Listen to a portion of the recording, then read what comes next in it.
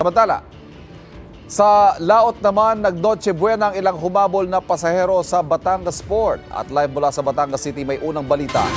Si Denise Abante ng GMA Regional TV, Balitang Southern Tagalog. Denise? Ivan, ngayong araw mismo ng Pasko, iilan na lang ang mga pasaherong humahabol para makasakay dito sa Batangas Port. Maluwag at bilang na bilang ang mga sasakyang pumapasok sa marshalling area na pasakay ng Roro kagabi. Sa passenger waiting area, bakante na ang mga upuan. Isang shipping line na lang ang pinilahan kagabi. Marami ang bakante. Malinis din sa loob ng departure area. Tanggap na ng ilang pasaherong humabol sa biyahe pa probinsya na sa laot sila mag-Noche Buena. Kaya baka hindi na kami abutin ng Noche Buena. Nag-aantay nga yung pamilya namin dun.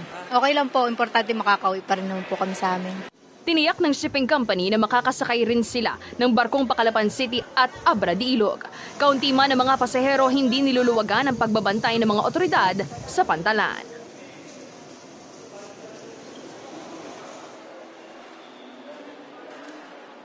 Ivan, kanina lamang ay nag-anunsyo ng kanselasyon ng isang shipping line patungo Puerto Galera dahil nakitaan umano ng sira ang kanilang barko. Ayon naman sa pamunuan ng shipping line, refundable ang ticket ng mga pasahero at maaari silang lumipat sa ibang barko.